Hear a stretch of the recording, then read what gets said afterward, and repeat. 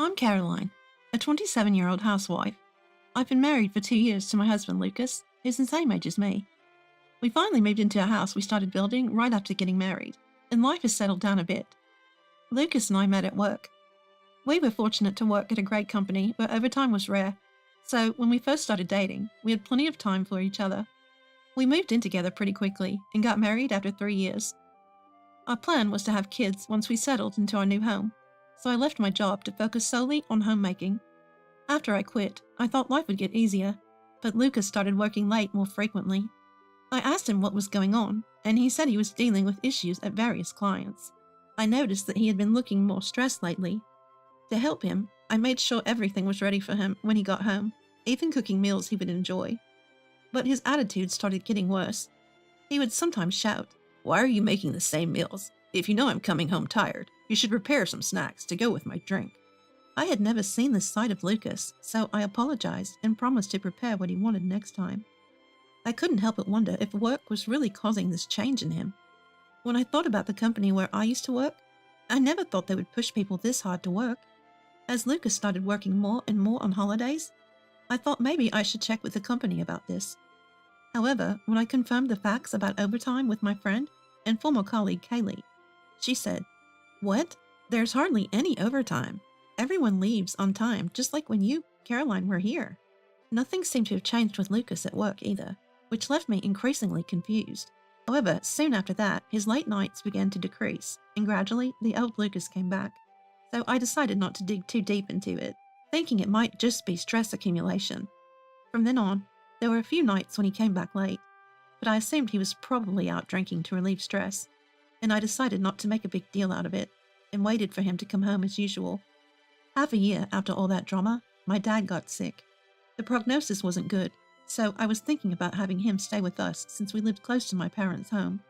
I had lost my mom when I was a student, and it had been just me and Dad ever since. He had funded my college education, and I was extremely grateful. I had always felt supported by him and wanted to spend his final days together. I decided to discuss it with Lucas. We had designed our new home to be accessible, anticipating future caregiving needs for our parents, so I naturally assumed Lucas would welcome my dad. But when I brought it up, Lucas blurted out, "What? Why do we have to take in your dad? We don't even have kids yet. And you want to move him in before that? Unacceptable." His harsh words took me by surprise. "But Dad doesn't have much time left," I tried to explain, my voice shaking. "I don't care. Your family home is close. You can just visit him there." He dismissed me. So what was the point of making our home caregiving friendly? "I thought that was for both our parents," I argued. But Lucas said, "No, that's for my parents. You're my wife, so you should be looking after my family. Usually people only start taking care of their parents once their kids are grown. Why did your dad have to get sick so soon? My parents aren't like yours, burdening others." I broke down crying. I'd been holding back tears from the moment we found out about my dad's prognosis, but Lucas's cruel words broke me. "If you're going to cry, I don't care. I'm the one paying the mortgage. I make the decisions. If you can't agree, we're getting a divorce. Pack your stuff and get out," Lucas shouted. So I grabbed the essentials and left, going back to live at my parents' place for a while. My dad was concerned, but I assured him, "Lucas says he's fine on his own, so don't worry." My dad responded, "Well, if Lucas says he's okay, then maybe you should go back to him." I couldn't bring myself to tell my dad that Lucas had refused to help, so I just said, "I'll be staying away for a little while." Then after a few weeks back home, Lucas sent me a text. "There's a notice about community association dues. Apparently someone will be collecting them this Sunday. I don't want to deal with it, so you handle it." It read. Though his tone angered me, I was on good terms with the community association president, so it would have seemed odd to be absent during the collection. I went back. After settling the community dues, Lucas immediately said, "Now that you're done, go back to your parents' house. You're just in the way here." And so he tried to send me away again. But when I returned home after being away for a few weeks, something felt off. Freshly laundered clothes neatly hung up, dishes put away. Above all, the house was cleaner than usual. Could Lucas, who can't even clean properly when I'm away for a few days, really manage to keep things so orderly? I also found it odd that his work shirts were hanging perfectly wrinkle-free. "Lucas, you've never used an iron. How did you get these shirts so nice?" I asked, noticing his eyes darting away for a second. Well, someone's got to do it if no one else is around, right? Feeling his nervous energy, I decided to push further. Really? It's like someone's been here, I said. Ignoring my husband's glare, I headed to the bathroom, the best place to find any evidence. I called Lucas over and pointed at a long strand of hair on the bathroom counter. Whose hair is this? It wasn't Lucas's, and my own hair is a bright, short cut. The strand was long and black, clearly not ours. Lucas stumbled over his words. I have no idea. Must have gotten stuck to my clothes or something. Seeing his shaky reaction, I felt more certain, but I chose to hold my tongue until I had concrete proof or a confession from Lucas. So I went back to my parents' house. My father's health had somewhat stabilized, so I decided to start working from home. It was a different field from my previous job, and while there were many new things to learn, I found it fulfilling. Given that I also needed to take care of my dad, this flexible job was a lifesaver. In a way, I started to think that my spat with Lucas had a silver lining. He let me spend quality time with my dad and focus on my own career. But just when I thought life was getting stable, another text from Lucas popped up. Dad's in the hospital. Need you to come help Mom. What happened to all his talk about not worrying about his own parents? Certainly, I had no intention of granting his request. Why should I help? You said your parents wouldn't be a burden, remember?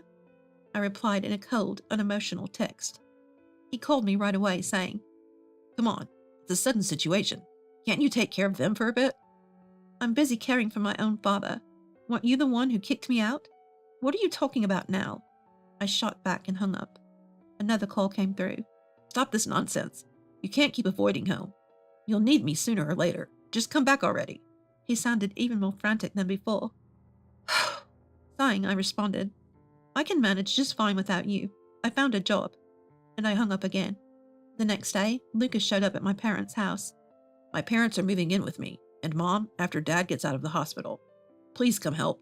They said they'd be okay if you were there. I couldn't believe my ears. So his parents were planning on relying on me all along. And yet Lucas was the one who had told me to leave. I'm sorry, but I can't take care of them. It's your house, you handle it. Isn't that why you made it accessible? I tried to dismiss him, but he wouldn't back down. Finally, I'd had enough and showed him the divorce papers I'd prepared. Now, there's no reason for me to care for your parents, is there? What the hell? So you'd rather divorce me than take care of my parents? He yelled. I showed him some incriminating photos I'd obtained earlier. Kathy, my former colleague, sent these to me. She noticed you coming home late and checked up on you. The photos showed him happily bar-hopping with young women. He grabbed them, flustered, but there was no getting out of this. I'll be claiming alimony in the divorce, just so you know. Just then, a voice from the car in the parking lot. It was his mother, Olive. Lucas, hurry up and bring Caroline. I need her to help with dinner. Apparently, Olive had moved in already, and had Lucas forcibly fetch me. Hearing Olive's voice, I told Lucas, why don't you show this evidence to your mom? Maybe then she'll understand why I'm not coming back. Lucas quickly pocketed the photo he'd snatched from me. Stop it. You wouldn't do something like this, would you? His eyes welled up with tears. You made me into someone like this. Plus, I have another photo. I shot back, flashing him the second photo before heading toward the car where Olive was sitting. Long time no see, Olive. I was just about to be volunteered by Lucas to take care of everyone. Let me make this clear.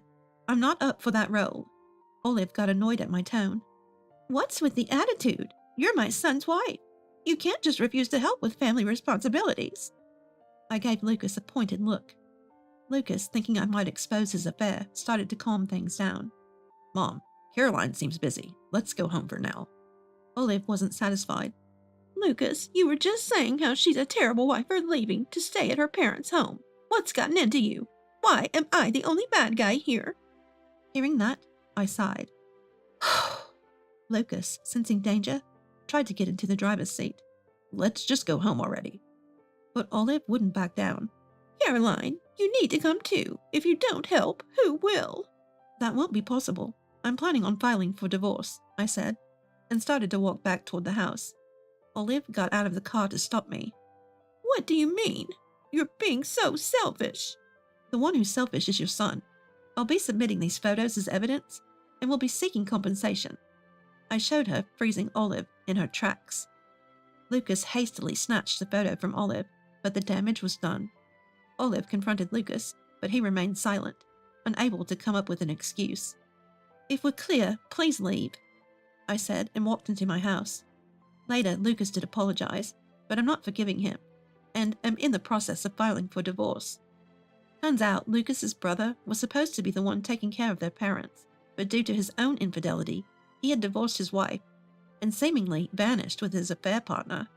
Like brother, both are cheaters. It's just pathetic. Lucas's parents had apparently turned to Lucas and me for help, taking the place of my brother, but that didn't work out either. In the end, Lucas couldn't take care of his parents and decided to place them in a facility. It wasn't just because it was tough handling it alone. The woman he was having an affair with said, "I'm living here now, so your parents can't move in." So his parents demanded a facility that met their preferences. Lucas did find a place that satisfied them, but the cost for admission and ongoing fees were pretty steep. Just as he was determined to work harder, his company found out about the affair, and he had to quit his job. Now he's frantically searching for another job. By the way, it turns out he has a child with the woman he was having an affair with. I had no intention of feeling any sympathy for him, as he struggled with the upcoming child-rearing expenses, the compensation money for me, and the cost for his parents' facility. I had a lawyer report the affair to the woman's company, and it seems she was fired too. I've returned to work, and my colleagues, who knew about the situation, welcomed me warmly. Now, I'm enjoying a peaceful life with my father at my childhood home.